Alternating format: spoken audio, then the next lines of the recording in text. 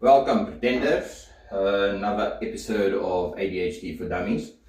So, it's not that I don't like cleaning, it's that I have to clean too good. Now, besides the executive dysfunction and all of those things, like with the dishes and stuff, if I get paid for it, my brain accepts that I can even clean toilets, which is nuts, right?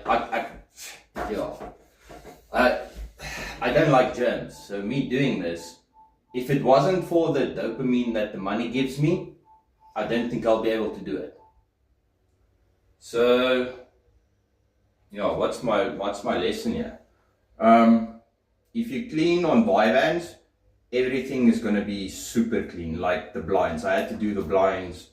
Who cleans blinds, guys? But I had to clean it backside, front side, because this is why I don't want to clean. If I have to wash a car, inside the vents there has to be no dust in those little corners. Have you tried getting those dust out? It's fucking impossible, man. So I just sit there the whole day cleaning like a muppet. That's why I don't want to clean.